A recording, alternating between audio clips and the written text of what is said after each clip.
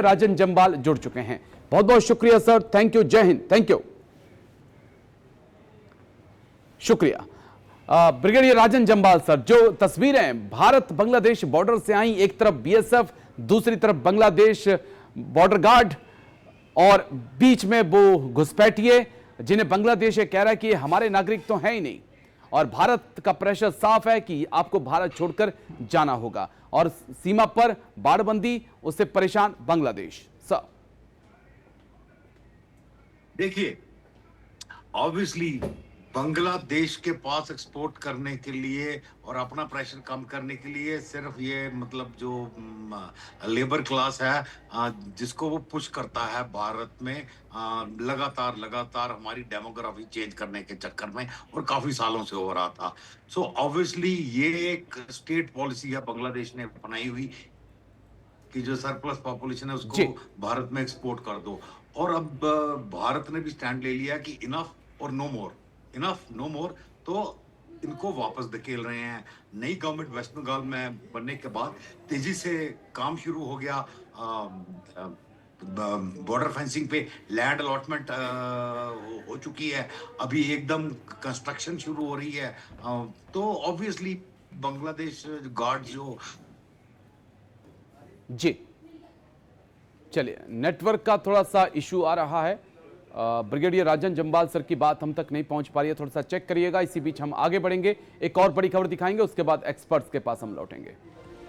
जल्दी से बड़ी खबर प्ले करिए। ईरान के सुप्रीम लीडर मुस्तफा खामनेई की धमकी, इजराइल का नामो निशान मिटा देगा ईरान, मुस्तफा ने कहा। अमेरिका के ठिकानों की ढाल न बने खाड़ी देश, ईरान के सुप्रीम लीडर ने कहा अगले 25 सालों में इजराइल का खात्मा हो जाएगा। ईरान के सुप्रीम लीडर खामनेई की बड़ी धमकी, इजराइल का नामो निशान मिटा देगा ईरान। मुस्तफा खामनेई ने बड़ी धमकी दी है, अमेरिका के ठिकानों की ढाल न बने खाड़ी देश, अगले 25 सालों में इजराइल खत्म हो जाएगा। बड़ी धमकी जो है मुस्तफा खामनेई की तरफ से दी गई है। ईरान के सुप्रीम लीडर मुस्तफा खामनेई की बड़ी धमकी। ग्राफिक्स प्ले करेंगे, डिटेल से सारी आपको जानकारी देंगे, फिर हम एक्सपर्ट्स के पास चलेंगे। जल्दी से एक बार ग्राफिक्स प्ले कर दिए, उसके बाद एक्सपर्ट्स के पास हम लौटते हैं। मुस्तफा खामनेई की धमकी, अमेरिका खाड़ी और हॉर्मुज में दखल ना दे। यह साफ तौर पे उन्होंने कह दिया है कि खाड़ी और हॉर्मुज में दखल ना दे अमेरिका। अमेरिकी सैन्य अड्डों को हटाने पर भी उन्होंने बड़ी बात कही है। इजराइल को ईरान का बड़ा दुश्मन जो है मुस्तफा खामनेई की तरफ से बताया गया है। Next graphics.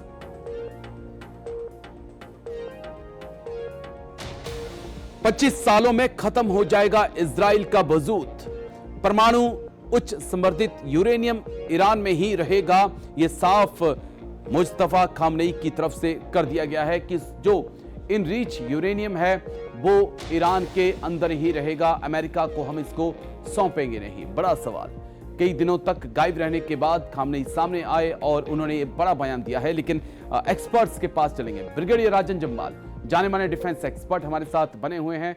Brigadier Rajan Jamwal sir, Mustafa Khamenei लंबे वक्त के बाद सामने आए और कहा कि इजराइल का जो वजूद है वो ही खत्म हो जाएगा, वो ही बचेगा नहीं।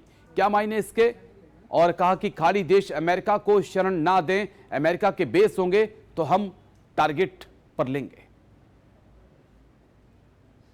जहां तक इजराइल का सवाल है, ये नई बात नहीं है। जब से इस्लामिक रेवोल्यूशन आई है ईरान में 79 से, तब से लगातार उनका यही स्टैंड रहा है कि इजराइल का वजूद नहीं होना चाहिए। और ये अगर देखा जाए तो परमाणु बम भी बेसिकली इसीलिए बना रहे थे, और इजराइल को ये पता है। इसीलिए अगर आज की आप खबर देखें, इजराइल ने लेबनान में लगातार हमले कर दिए हैं, ईरानियन पोर्ट्स को भी ऑलरेडी हिट कर दिया है। हालांकि अमेरिका जो बोल रहा है कि ये अमेरिका ने जो कुछ हमले किए हैं ईरानियन नेवी पे, वो सेल्फ डिफेंस के हमले बता रहा है। इसमें ईरानियन क्लेम कर रहे हैं कि हमने उनका M9Q एक ड्रोन जो था यूएवी गिरा लिया है।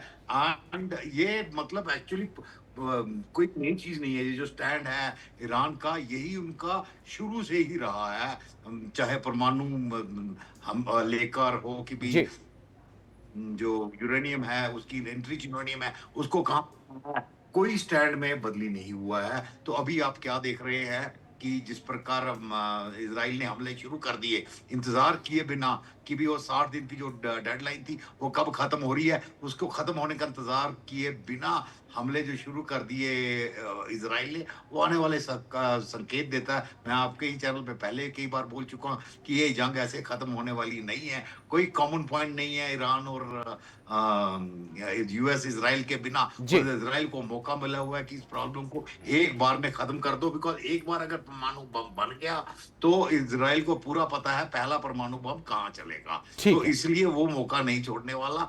अब वो लगातार ये जंग चलती रहेगी। लेकिन लेकिन या brigadier Rajan Jamwal sir, Mark Rubio Bharat में थे। अगर हम ट्रंप को सुने, मार्क रूबियो को सुने, तो एक कॉमन सी बात है कि अमेरिका कह रहा है कि किसी भी हालत में ईरान के पास एनरिच किया हुआ यूरेनियम नहीं होगा। अगर ईरान ये छोड़ देगा तो बातचीत आगे बढ़ सकती है। लेकिन दूसरी तरफ अगर हम ईरान को देखें तो उन्होंने कहा कि यूरेनियम ईरान से बाहर जाएगा नहीं। देखिए, ऑब्वियसली मतलब ईरान जो चाहता है कि बात हो जाए पर हम चुप करके अपनी कार्रवाई करते रहे, जी। जैसा वो पहले करता रहा है। वेयरएज़ अमेरिका वेरीफाइबल प्रूफ चाहता है। वेरी देखो, अपनी जो फर्दर डेवलपमेंट है न्यूक्लियर वेपन्स की, वो उनके पास बड़ी डीप केव्स हैं। डीप केव्स के अंदर उन्होंने लेबोरेटरीज बनाई हुई हैं। अगर यूरेनियम इसके पास रहा तो वो उसको डेवलप करता रहेगा।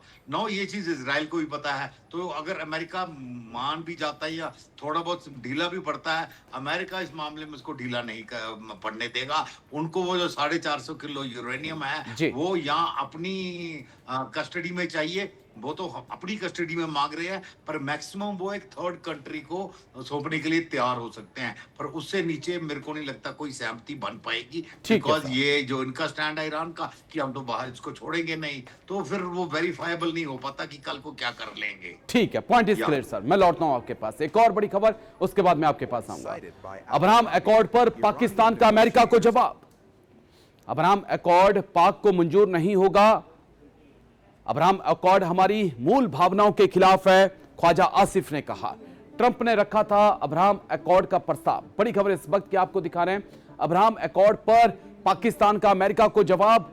कहा अब्राहम अकॉर्ड हम मंजूर नहीं करेंगे। अब्राहम अकॉर्ड पाकिस्तान को मंजूर नहीं हो सकता। ख्वाजा आसिफ ने कहा अब्राहम अकॉर्ड हमारी मूल भावनाओं के खिलाफ है। ग्राफिक्स प्ले करेंगे, उसके बाद क्या कुछ पाकिस्तान के रक्षा मंत्री ने कहा है वो आपको सुनाएंगे, फिर हम एक्सपर्ट्स के पास वापस लौटेंगे। लेकिन पहले ग्राफिक्स के जरिए डिटेल से जानकारी। क्या कहते हैं ख्वाजा आसिफ? मुझे नहीं लगता कि हमें किसी ऐसे समझौते अब्राहम अकॉर्ड में शामिल होना चाहिए जो हमारी मूल विचारधाराओं से टकराता हो। आप उन लोगों यानी कि इजरायलियों के साथ कैसे बैठ सकते हैं जिनकी बात एक दिन के लिए भी भरोसा नहीं किया जा सकता? तो ये ख्वाजा आसिफ ने विग स्टेटमेंट दी है। ख्वाजा आसिफ को एक बार सुन लेते हैं, उसके बाद एक्सपर्ट्स के पास हम लौटेंगे। सर, इब्राहिम अकॉर्ड्स ट्रंप साहब जो हैं उनकी दिल के बड़ी करीब चीज़ है, और वो पीस अकॉर्ड के बाद अगला स्टेप उनका ये होना है कि इंडोनेशिया, पाकिस्तान और सऊदी अरब तीनों को कायल करें कि इब्राहिम अकॉर्ड का हिस्सा बने। मैं तो ज़ाती तौर पे तो मेरा इसमें कोई मेरे नहीं ख्याल कि हम किसी भी ऐसे अकॉर्ड में शामिल हों जो हमारे बुनियादी जो नज़रियात हैं उसके साथ क्लैश करे। और मेरा ख्याल है इस वक्त कोई इनिशिएटिव इस सिलसिले में हमारी तरफ से नहीं लिया गया, ना हमें किसी ने कहा है। तो लेकिन मैं तो अपना एक नज़रिया ज़ाती बयान कर रहा हूँ कि ये चीज़ें जो हैं इस वक्त मैं जो इस वक्त हाल में बैठ के जो बात कर रहा हूँ, प्रेजेंट में बैठ के, कि आपने अभी थोड़ी देर पहले कहा है कि गज़ा मुआहदे की अभी भी खिलाफ वर्जी हो रही है। आज भी हाँ, अभी भी खिलाफ वर्जी हो रही है जो मुआहदा हुआ है। तो आप किस तरह उन लोगों के साथ बैठेंगे जिन लोगों का जो है वो एक दिन का भी एतबार नहीं किया जा सकता? हुकूमत को किसी लेवल के ऊपर अप्रोच किया गया यूएस स्टेट डिपार्टमेंट से या किसी और जगह से? We have a very clear stand कि ये चीज़ जो है हमें एक्सेप्टेबल नहीं है। तो और अब दूसरा ये है कि हमारे पासपोर्ट के ऊपर जो है हम वाहिद मुल्क हैं जिनके ऊपर जिनमें इंक्लूड ही नहीं है इसराइल का नाम। सर, जो ट्रंप के दिल में इतनी मोहब्बत है पाकिस्तान के लिए, टर्न अराउंड है बाकायदा, पिछले दौर से इस दौर का मुआवजा करें तो उसमें मार का हक है या उसके अलावा भी कुछ फैक्टर्स हैं? नहीं, मेरा देखें, प्रेसिडेंट ट्रंप का जो एक क्या कहते हैं नॉन कन्वेंशनल स्टाइल है, स्टाइल ऑफ गवर्नेंस उनका मुख्तलिफ बिल्कुल अपना ही है। और अमेरिका में भी उसकी आपको प्रेसिडेंस नहीं मिलेगी, को पहले माजी के अंदर ग्राफिक्स प्ले कर दीजिए, उसके बाद एक्सपर्ट्स के पास हम लौटेंगे, क्योंकि इस खबर को और डिटेल से एक बार डिकोड कर लेते हैं जल्दी से। ग्राफिक्स, ट्रंप ने पाकिस्तान को फंसा दिया है। अब्राहम अकॉर्ड्स 2020 में हुआ था, इसमें उस वक्त यूएई, बहरीन, सूडान और मोरक्को शामिल हुए थे। अब्राहम अकॉर्ड्स में शामिल होने का दबाव इस वक्त पाकिस्तान पर है। नेक्स्ट ग्राफिक्स, ईरान जंग के बाद मुस्लिम देश इसमें शामिल हों। ट्रंप ने बाकायदा वीडियो कॉन्फ्रेंसिंग के जरिए यह मैसेज दे दिया है। पाकिस्तान के सामने खड़ा हुआ है धर्म संकट, इजराइल को मान्यता नहीं देता है पाकिस्तान के रक्षा मंत्री यही कह रहे थे कि हम इजराइल को मान्यता नहीं देते हैं, हमारे पासपोर्ट पर लिखा गया है कि यह पासपोर्ट इजराइल को छोड़कर हर जगह मान्य है। नेक्स्ट ग्राफिक्स, पाक पासपोर्ट पर इजराइल का नाम नहीं, पाक ने इनकार किया तो अमेरिका नाराज हो जाएगा, लेकिन अगर पाक ने स्वीकार किया तो पाकिस्तान की आवाम नाराज हो जाएगी। इसी मुद्दे को आगे एक्सपर्ट से समझने की कोशिश करेंगे। ब्रिगेडियर राजन जम्बाल हमारे साथ लगातार बने हुए हैं। राजन जम्बाल सर, अगर ट्रंप की बात मान ली तो जनता नाराज, नहीं मानी तो अमेरिका नाराज, क्या कुछ ऑप्शंस इस वक्त पाकिस्तान के पास, और क्या वाकई में अगर ट्रंप कहेंगे तो मुल्ला मुनीर इस बात को टाल पाएंगे? सर देखिए, जो उनके रक्षा मंत्री हैं ख्वाजा भैया, जो पहली बार उन्होंने ऐसी बात नहीं करी है। इजराइल को लेके पहले भी बहुत कुछ बोल चुके हैं एंड इससे ज्यादा गलत भाषा इस्तेमाल कर चुके हैं इजराइल के ऊपर, and I am sure Israel has not forgotten. But and of the day Abraham accord is basically कि भी सारे ज्यूज हों, मुस्लिम्स हों, क्रिश्चियंस हों, अब्राहम की औलादें हैं, मतलब यू नो वहां से डिवीजन स्टार्ट हुआ, मतलब तीनों के अंदर दिस इज द कॉमनैलिटी, तो उसको लेके अब्राहम अकॉर्ड्स का नाम दिया गया। अब पाकिस्तान की प्रॉब्लम है कि पाकिस्तान की डिक्लेयर्ड पॉलिसी है एंटी इजराइल, जैसे उन्होंने खुद बताया कि पासपोर्ट के ऊपर लिखा हुआ है valid for all nations except Israel. अब वो अगर इसको मानते हैं और उनके पास ट्रंप की बात मानने के सिवाय चारा भी नहीं है, मानते हैं तो लोग खड़े हो जाएंगे बिल्कुल उनके खिलाफ। वो नहीं मानते हैं तो भैया ट्रंप नाराज हो जाएंगे, और ट्रंप नाराज हो गया मतलब IMF नाराज हो गया, मतलब कहीं से पैसा आना बंद हो गया। तो दुनिया भर का तकलीफ पाकिस्तान ने अपने आप को खुद ही फंसा लिया है, और ये मतलब ऑलरेडी जो पाकिस्तान बर्बादी की कगार पे था या उस तरफ चल रहा था, मैं उसको इसमें एक और कदम गिनता हूं कि एक और कदम ले लिया है उसने अपनी बर्बादी की कगार पे, क्योंकि दोनों तरफ बुरी तरह फंस रहा है। चले आगे कुआं पीछे खाई, ठीक है, मैं लौटता हूं सर, एक और बड़ी खबर उसके बाद मैं आपके पास आऊंगा। जल्दी से बड़ी खबर प्ले करिए। नेपाल में अमेरिका करने जा रहा है बड़ा खेल। Under secretary of state B Rogers आ रहे हैं नेपाल। सार्जियो गौर के बाद नेपाल आ रहे हैं बी रोजर्स। पीएम बालन शाह से मिलेंगे अंडर सेक्रेटरी रोजर्स। बड़ी खबर इस वक्त की, नेपाल में अमेरिका क्या कुछ बड़ा खेल करने जा रहा है, बड़ी खबर आपको बताएंगे। नेपाल में अमेरिका करने जा रहा है बड़ा खेल। Under secretary of state B Rogers आ रहे हैं नेपाल। सार्जियो गौर के बाद नेपाल आ रहे हैं बी रोजर्स। बड़ी खबर इस वक्त की, पीएम बालन शाह से मिलेंगे अंडर सेक्रेटरी रोजर्स। इस वक्त की बड़ी खबर आपको दिखा रहे हैं। नेपाल में अमेरिका करने जा रहा है बड़ा खेल। चीन और अमेरिका नेपाल में आमने सामने है, लेकिन क्यों आमने सामने है, डिटेल से इस खबर को हम आगे आपके सामने रखते हैं। फिर हम एक्सपर्ट्स के पास लौटेंगे, क्योंकि एक होड़ नेपाल में शुरू हो चुकी है जिसमें चाइना भी शामिल है, उस होड़ में भारत भी शामिल है, उस होड़ में अमेरिका भी शामिल है। लेकिन होड़ किस बात की, जल्दी से ग्राफिक्स प्ले करिए मेरे पीछे, उसके बाद एक्सपर्ट्स के पास हम चलेंगे। नेपाल पर अमेरिका चीन की नजर क्यों? नेपाल में दरअसल यूरेनियम का भंडार मिला है, वही यूरेनियम जो न्यूक्लियर वेपन्स बनाने के काम आता है, वही यूरेनियम जो एनर्जी के काम आता है। नेपाल में मिला है यूरेनियम का भंडार, 10 किलो लंबे और 3 किलोमीटर चौड़ा ये पूरा इलाका है, और चीन, अमेरिका और भारत की नजर इस पर बनी हुई है। और नेक्स्ट ग्राफिक्स प्ले करिए। चीन, अमेरिका, भारत लगातार इस पे नजर बनाए हुए हैं, और यहां पर यह भी कहा जा रहा है कि रेयर अर्थ मटेरियल्स जो हैं उसके ऊपर जो है वो भी यहां पर मिले हैं। और ये बड़ा झटका चीन के लिए भी होगा, क्योंकि अभी तक रेयर अर्थ पर चीन का कंट्रोल है। 17 तत्वों का समूह है रेयर अर्थ मिनरल्स। नेपाल के यूरेनियम पर अमेरिकी कब्जा होगा क्या, जिस प्रकार से सर्जियो गौर, लेकिन उसके बाद एक और बड़ा लीडर नेपाल के दौरे पर, और नेपाल के अंदर यूरेनियम का मिलना। एक्सपर्ट्स के पास हम लौटेंगे। चलिए, ब्रिगेडियर राजन जम्बाल सर, नेपाल लगातार इंपॉर्टेंट होता जा रहा है। एक से एक टॉप लीडरशिप अमेरिका की वो वहां पे पहुंच रही है। कैसे हम देखें, क्या वाकई में यूरेनियम को लेकर खेल है, रेयर अर्थ एलिमेंट्स को लेकर भी जानकारी आ रही है, वो खेल है, या कुछ और खिचड़ी इस वक्त नेपाल में पक रही है? सर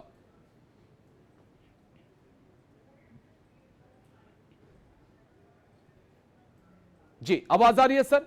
देखिए, आवाज आ रही है आपको मेरी? जी, मैं सुन पा रहा हूं सर आपको।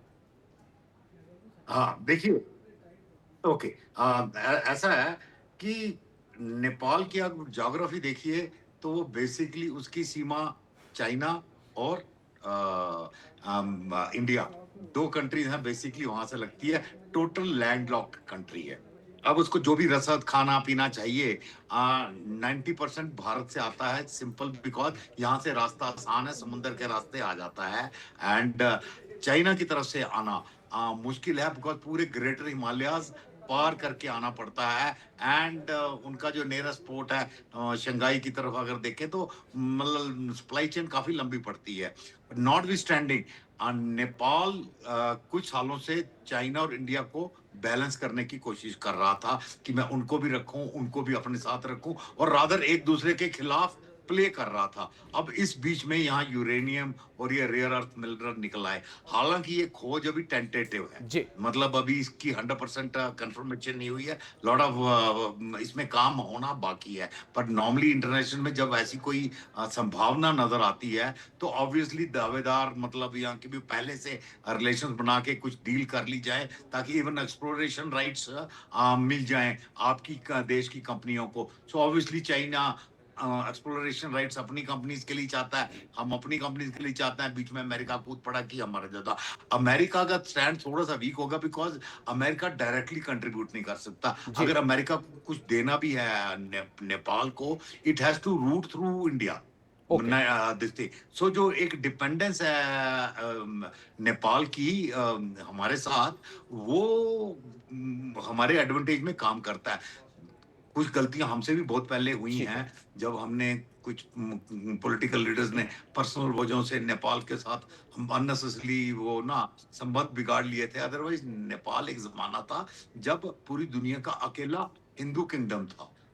दिस थिंग तो ऑलरेडी वो वापस उस तरफ बढ़ रहा है करके। एंड इंडिया और नेपाल के ना सिर्फ कल्चरल रिलेशन है, मतलब जो बेटी और बोटी का रिश्ता भी है सर। एक किस्म का अगर देखा जी, बेटी और बोटी का रिश्ता भी है। मैथोलॉजिकल हमारी जो है बहुत सारे रिलेशंस हैं। सो नेपाल चाह के भी भारत के खिलाफ नहीं जा सकता, ये ग्राउंड रियलिटी है जो नेपाल को भी पता है। तो हमारे लेकिन अब नजरें सर बालन शाह की यात्रा पे भी टिकी रहेंगी। राजन जम्बाल सर, नजरें बालन शाह की यात्रा पे भी टिकी रहेंगी। उन्होंने कंफर्म नहीं किया है कि वो दिल्ली आएंगे या बीजिंग जाएंगे फर्स्ट यात्रा के तौर पर, वहीं से इशारा मिल जाएगा। सर मैं लौटता हूं, एक और बड़ी खबर है, उसके बाद मैं आपके पास आऊंगा।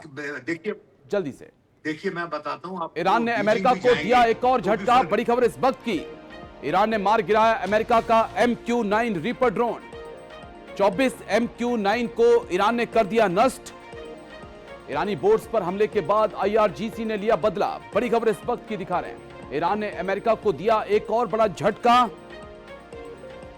ईरान ने मार गिराया अमेरिका का MQ-9 रीपर ड्रोन। बड़ी खबर इस वक्त की आपको दिखा रहे हैं, ईरान ने अमेरिका को दिया एक और बड़ा झटका। जल्दी से ग्राफिक्स प्ले करेंगे, उसके बाद एक्सपर्ट्स के पास हम लौटेंगे। जल्दी से ग्राफिक्स, MQ-9 रीपर के बारे में डिटेल से जानकारी। क्या ईरान में फेल हुआ MQ-9 रीपर ड्रोन, और क्यों भारत के लिए टेंशन लेने की बात है ये? ईरान का दावा, 25 ड्रोन अमेरिका के MQ-9 हमने मार गिराए। इनमें से ज्यादातर अमेरिकी MQ-9 ड्रोन हैं। अमेरिका के लगभग 20% रीपर MQ-9 ड्रोन को ईरान ने खत्म कर दिया है। ईरान के पास मौजूद हैं चीन का एयर डिफेंस और रूस की मिसाइलें, जिनके टारगेट बहुत आसानी से MQ-9 बन रहा है। MQ-9 में कोई स्टेल्थ तकनीक मौजूद नहीं है, इसलिए आराम से रडार की पकड़ में आ जा रहा है। स्पीड कम होने से जल्दी इसको टारगेट पे मिसाइलें ले रही हैं। चीन से ईरान को मिल रही है MQ-9 के बारे में पूरी जानकारी। तो इस खबर को भी आगे डिकोड करेंगे, लेकिन पहले एक्सपर्ट्स के पास चलिए हम चलते सीधा। हमारे साथ ब्रिगेडियर राजन जम्बाल जुड़े हुए हैं। राजन जम्बाल सर, पहले आप जो बात कर रहे थे प्लीज उस बात को पूरी कर लीजिएगा, लेकिन उसके बाद MQ-9 को लेकर भी जिस प्रकार से भारत ने भी अमेरिका से खरीदे हुए MQ-9 और जिस प्रकार से ईरान ने टारगेट किया, और ईरान दावा कर रहा है कि 25 MQ-9 को हमने 40-41 दिन की जंग में मार गिराया है। सर नहीं, देखिए, नेपाल के बारे में बात हो रही थी, वहां मैंने आपको बता दिया कि भी बीजिंग भी जाते हैं तो हमारे लिए ज्यादा चिंता की बात नहीं है, जी। बिकॉज जो डिपेंडेंस है इंडिया पे वो खत्म नहीं हो सकती, वो ज्योग्राफिकल कारणों से है। So end of the day they will come back to us, plus हमारे कल्चर वगैरह Okay. सारे रिश्ते। जहां ये MQ-9 की बात आ रही है ना, इसमें the only thing to see is कि अभी तक अमेरिका ने एक्सेप्ट नहीं किया है, ये ईरान क्लेम कर रहा है। और जंग के दौरान ये ऐसे क्लेम बहुत सारे आते हैं, पर हो सकता है उन्होंने मार भी गिराया हो, पर जब तक अमेरिकन एक्सेप्टेंस नहीं आती कि भी हाँ हमारा MQ-9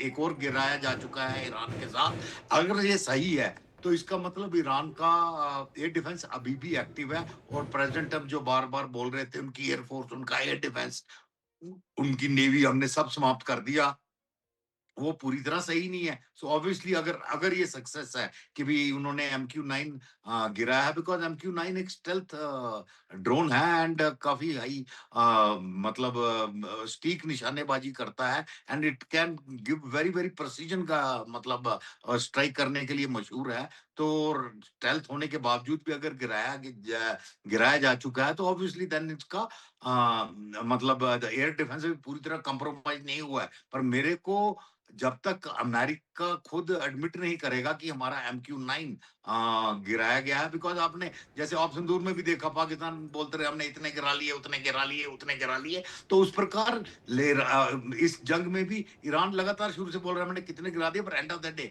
जितना अगला दूसरा जिसके गिरे हैं वो एडमिट नहीं करता, तब तक ये हमेशा ग्रे जोन में रहेगा कि किसने भारत के किसके लिए कितना कितने बड़ा गिरा चिंता लिए। का कंसर्न, या। भारत के लिए कितना बड़ा कंसर्न है सर रीपर ड्रोन का गिरना? क्योंकि इससे पहले हमने देखा हुती ने भी कुछ रीपर ड्रोन्स को मार हमारे लिए कोई गिराया, भारत कंसर्न भी नहीं है। इस्तेमाल करता है। MQ-9 अगर जी। गिरा लिया है, हमारे लिए कोई कंसर्न नहीं है, बिकॉज हमारा जो टेक्नोलॉजी है वो चाइनीज टेक्नोलॉजी से टोटली अलग है, टोटली इंडिजीनियस है, जिसको हम ऑलरेडी टेस्ट कर चुके हैं ऑपरेशन सिंदूर के अंदर। तो हमारे लिए कोई भी चिंता की बात नहीं है, बिकॉज हमारी टेक्नोलॉजी एब्सोल्युटली इससे इंडिपेंडेंट है। ना हमारे पास अमेरिकन कलोन्स हैं, ना हमारे पास चाइनीज कलोन्स हैं, हमारे पास भारतीय अपना एयर डिफेंस है और सारा कुछ इंडिजीनियसली मैन्युफैक्चर हो रहा है। तो हमें इसके ज्यादा चिंता करने की जरूरत नहीं है। ठीक है, मैं आता हूं सर आपके पास से, क्योंकि एक और बड़ी खबर है, उसके बाद मैं आपके पास आऊंगा। जल्दी से बड़ी खबर प्ले करिए। जिनपिंग से मिले मुनीर और शहबाज शरीफ, बड़ी खबर आपको दिखा रहे हैं। चीन के बीजिंग में हुई तीनों की मुलाकात, बड़ी खबर इस वक्त की। काराकोरम हाईवे पर चीन पाक का ऐलान।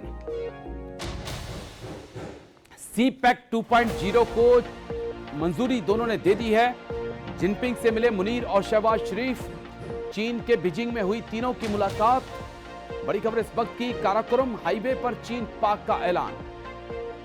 CPEC 2.0 को चीन पाक ने दे डाली मंजूरी। काराकोरम हाईवे के अपग्रेडेशन की मंजूरी मिली है। CPEC 2.0 को लेकर सहमति बन चुकी है। ये POK गिलगित बाल्टिस्तान और शख्सगाम घाटी से निकलेगा। 1963 में शख्सगाम घाटी पाक ने चाइना को सौंप दी थी।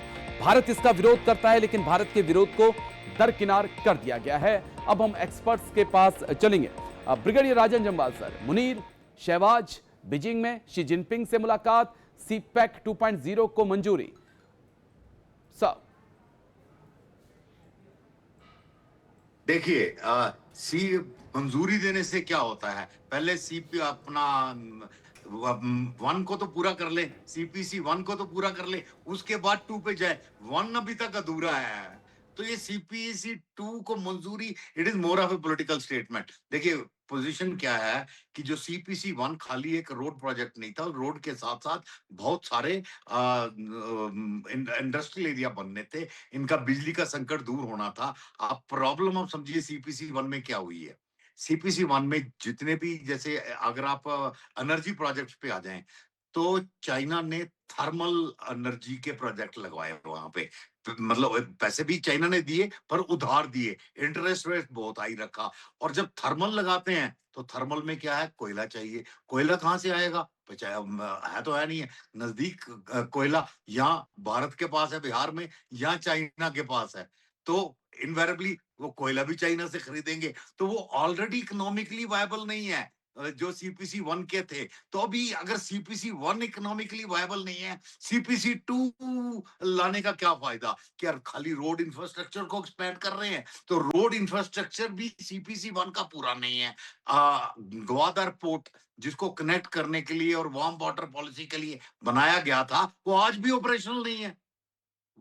वो आज भी ऑपरेशनल नहीं है। एग्री सर, लेकिन ये बिल्कुल आपके तो मतलब सियाचिन ग्लेशियर तक एक्सेस यहाँ से चाइना को मिलती है सर, अगर ये 2.0 भी तैयार हो जाता है तो।